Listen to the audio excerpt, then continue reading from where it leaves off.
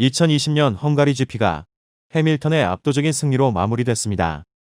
파워에 덜 민감한 서킷이라 메르세데스가 다소간 고전할 거라 예상한 수많은 F1 좀 안다는 자타칭 전문가들을 바보로 만든 압도적이란 말이 부족할 정도의 페이스였죠. 그 강력함은 피포인 스트롤을 랩핑할 기세였다는 사실 하나만으로도 잘 드러납니다. 실로 남들이 F1 리그를 진행 중일 때 메르세데스만 몰래 F0 리그를 치르는 것만 같은 거의 반칙에 가까운 격차라 할 만합니다. 포메이션 랩도 시작하기 전에 벽에 충돌해서 리타이어할 뻔한 코미디 같은 실수를 많이 하고 P2를 차지한 베르스타펜의 역주를 빗바래게 한 메르세데스의 압도적 성능은 과연 이 팀을 이기는 게 가능한 일일까 하는 무력감을 다른 팀들에게 줬다고 생각합니다. 저는 개인적으로 이 정도의 격차가 10년에 가까운 기간 지속되고 오히려 더 벌어지기만 하는 게 리그 흥행을 위해서도 결코 바람직하지 않다고 생각하는데요.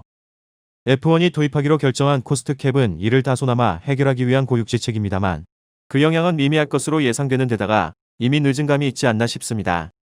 사실상 작년 메르세데스로 출전 중인 레이싱 포인트가 차트 상위에 위치한다는 사실 자체가 모든 걸 대변하는 듯합니다.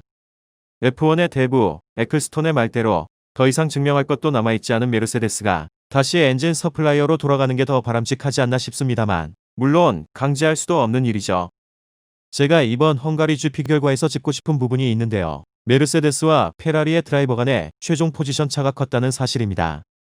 해밀턴이 압도적으로 P1을 달리며 패스티스트 랩까지 가져갈 때 P2 그리드에서 출발한 보타스는 P3에 그쳤죠. 해밀턴의 패스티스트 랩을 위한 마지막 피스탑 전까지 30초 이상 뒤져 있었던 큰 차이였습니다. 비슷한 일이 페라리에도 있었는데요. 5, 6번 그리드에서 나란히 출발한 페텔과 르클레는 각각 P6, P11로 경기를 마쳤습니다. 거의 동일한 차를 몰고도 이 정도 결과 차이가 나타난 이유가 뭐였을까요? 물론 팀메이트 간 순위나 시간 갭이 크게 벌어지는 일은 흔합니다.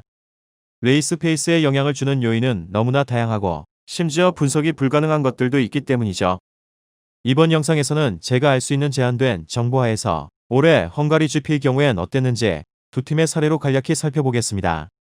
먼저 보타스의 경우를 보죠. 이 그래프는 전체 레이스 동안 보타스와 해밀턴의 시간 갭을 나타낸 것입니다. 인터미디어트를 끼고 달린 첫 번째 스틴트에서 크게 차이가 벌어지고 미디움 타이어의 두 번째 스틴트에서도 꾸준히 차이가 벌어졌음을 알 수 있습니다. 두 번째 스틴트 구간의 열세는 다른 차들과의 경쟁, 그리고 선두가 아직 백마커들을 만나지 않는 레이스 초반에 클린에어의 이점을 계속 유지하기 때문으로 이해할 수 있겠죠. 그리고 세 번째, 네 번째 스틴트에서 지속적으로 갭을 줄였습니다만 이후에 세 번째 피스탑의 시간 손실을 만회할 정도는 아니었습니다. 결국 최종적으로 나타난 30초가 넘는 해밀턴과의 차이는 두 번째 스틴트 구간에서 형성됐고 끝까지 이를 극복하지 못했다고 볼 수 있습니다. 앞서 말씀드린 대로 두 번째 스틴트 구간의 지속적인 갭 오프닝은 팔로워의 손해로 이해할 수 있습니다만 그게 전부일까요?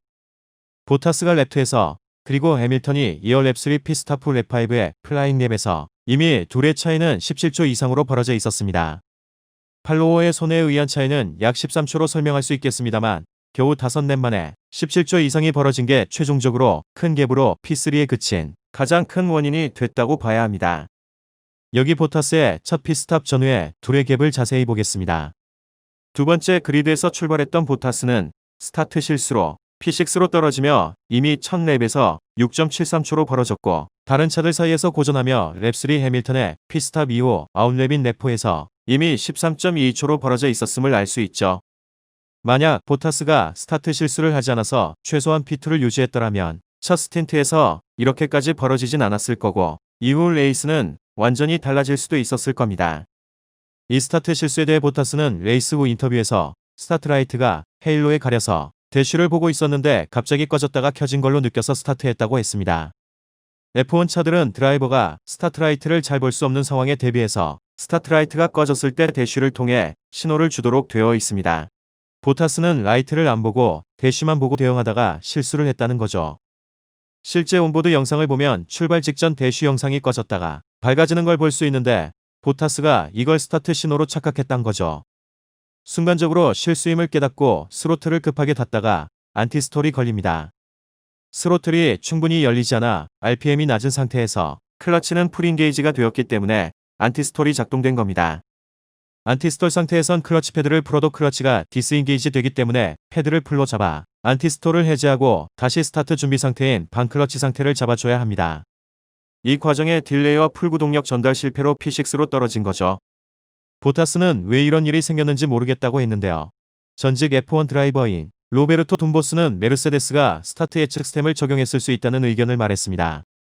만약 안정적으로 스타트 라이트보다 0. 몇 초 정도 아주 약간 빨리 대쉬에 스타트 신호가 뜨게끔 하면 남들보다 빠른 스타트가 가능하겠죠.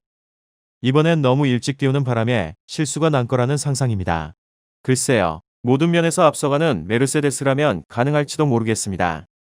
보타스로선 다행히 스타트 실수가 점프 스타트는 아니었다는 판정으로 페널티는 면했습니다만 본인은 이 실수가 결국 레이스 결과를 결정지었다고 말했고요. 저도 이 생각이 맞다고 봅니다. 여기 랩타임 비교를 보시죠. 보타스는 두 번째 스틴트 초반에 계속 고전했지만 이내 폼을 찾아 어느 정도 해밀턴과 페이스를 맞췄습니다. 그러나 이후 조금씩 느려지면서 상위 순위 드라이버들 중에서는 가장 이른 33랩에서 새 미디움 타이어로 교체합니다. 세 번째 스틴트 초반엔 해밀턴보다 빨랐지만 점점 타이어 대그가 심해지면서 세 번째 핏스탑으로 하드 타이어로 교체했고 랩타임으로 꾸준히 해밀턴보다 빨랐지만 이미 너무 벌어진 차이를 좁히는 데 한계가 있었습니다. 이 랩타임 차트에서 눈여겨볼 점 중 하나는 해밀턴의 페이스가 매우 일정했다는 겁니다. 엔지니어가 제시한 목표 랩타임에 거의 정확히 맞춘 것으로 보이는데요. 그만큼 매우 안정적으로 타이어를 관리했다는 뜻입니다. 물론 레이스 내내 리드하면서 다른 변수가 거의 없었고 압도적인 차 성능으로 특별히 무리할 이유가 없기 때문에 가능한 일이죠. 자, 이제 페라리의 페텔과 르클레의 경우를 살펴보겠습니다. 이 그래프는 페텔과 르클레의 시간갭을 보여주는데요. 나란히 출발했던 두 페라리 드라이버의 최종 순위는 P6, P11로 5계단 차이가 났습니다. 시간갭도 35초나 됐죠. 르클레는 두 번째 스틴트에서 소프트를 달고 줄곧 고전했습니다. 9랩을 돌 때 팀 라디오로 이 타이어는 쓰레기야라 할 정도였죠. 페텔이 첫 피스탑에서 다른 차들 때문에 시간을 지체해서 르클레가 앞서게 된 이후 시작된 기차놀이 선두 역할을 17랩에서 페텔에게 내준 이후 다시 페텔에 앞서지 못하고 차이가 더 벌어지며 마무리됐습니다. 이렇듯 당연히 더 빨라야 할 소프트 타이어가 별로 빠르지 않으면서 찾아온 기회를 놓치게 된 건데요. 페텔은 왜 그럼 르클레와 달리 첫 슬릭 타이어를 미디움으로 선택한 걸까요? 사실 페텔의 엔지니어인 아다미는 애초에 소프트 타이어로 교체하려 했습니다. 그런데 피트스탑 직전 페텔이 미디움이 더 좋을 것 같다고 해서 변경되죠. 타이어 선택과 교체 시기는 엔지니어가 온전히 결정할 수 있는 게 아닙니다. 물론 데이터량과 분석 능력이 더 좋아진 요즘은 예전에 비하면 드라이버들의 개입 여지가 많이 줄어든 건 사실입니다만 여전히 외적원에서의 트랙 상태와 같은 텔레메트리로 알 수 없는 여러 정보들이 있고 드라이버의 판단을 참고해야 하는데요. 이 첫 피트스탑 타이어 선택은 페텔의 관록이 빛난 순간이었다고 생각합니다. 르클레는 소프트 타이어가 쓰레기라고 투덜댄 이후에도 11랩이나 더 달려서 두 번째 슬릭인 하드 타이어로 교체했습니다. 그 사이 진행된 기차놀이가 레이스 후반의 수많은 백마커들을 양산하는 역할을 했죠. 이 세 번째 스틴트의 초반에 르클레는 페텔과의 갭을 줄여나갔습니다만 페텔이 같은 하드 타이어로 바꾼 이후 꾸준히 간격은 더 벌어졌습니다. 랩타임으로 비교해보죠. 마땅히 더 빠른 랩타임이 나와야 할 두 번째 스틴트 동안 오히려 페텔에 근소하게 밀렸음을 알 수 있습니다.